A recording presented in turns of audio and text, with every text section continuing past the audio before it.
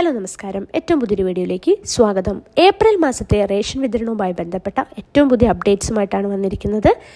അതിനുമുമ്പ് ഈ ഒരു ചാനൽ ആദ്യമായിട്ടാണ് കാണുന്നതെങ്കിൽ സബ്സ്ക്രൈബ് ചെയ്യുക, സപ്പോർട്ട് ചെയ്യുക. ഏപ്രിൽ മാസത്തെ റേഷൻ വിതരണം ഏപ്രിൽ 5-ാം തീയതി ശനിയാഴ്ച മുതലാണ് ആരംഭിക്കുന്നത്. ഈ മാർച്ച് മാസത്തെ റേഷൻ വിതരണം 3-ാം തീയതി വരെ, അതായത് ഏപ്രിൽ 3-ാം തീയതി വ്യാഴാഴ്ച വരെ നീട്ടിയിട്ടുണ്ട്.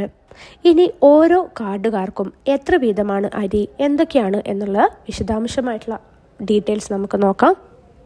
അന്ത്യോദയ അന്നയോജന AAY മഞ്ഞ കാർഡുകാർക്ക് 30 കിലോ അരിയും 3 കിലോ ഗോതമ്പും സൗജന്യമായും 2 പാക്കറ്റ് ആട്ട 7 രൂപ നിരക്കിലും 1 കിലോ പഞ്ചസാര 27 രൂപ നിരക്കിലും ലഭിക്കുന്നതായിരിക്കും.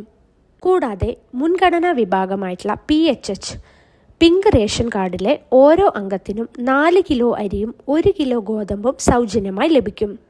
കാർഡിന് അനുവദിച്ചിട്ടുള്ള ആകെ ഗോതമ്പിൻ്റെ അളവിൽ നിന്നും 3 കിലോ കുറച്ച് അതിനു പകരം 3 പാക്കറ്റ് ആട്ട 9 രൂപ നിരക്കിലും ലഭ്യമാകുന്നതാണ്.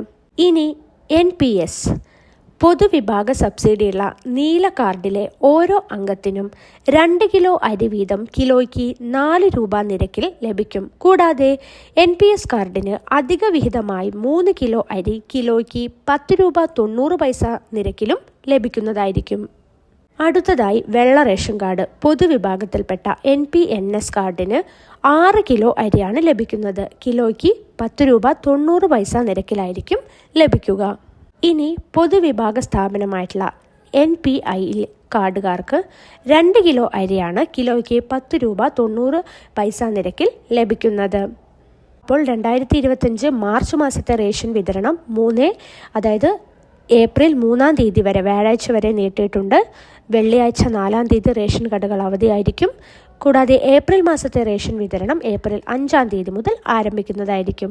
അപ്പോൾ ഇതേപോലെയുള്ള ഇൻഫോർമേറ്റീവ് ആയിട്ടുള്ള വീഡിയോസിന് വേണ്ടിയിട്ട് ഈ ഒരു ചാനൽ സബ്സ്ക്രൈബ് ചെയ്യുക, സപ്പോർട്ട് ചെയ്യുക. താങ്ക്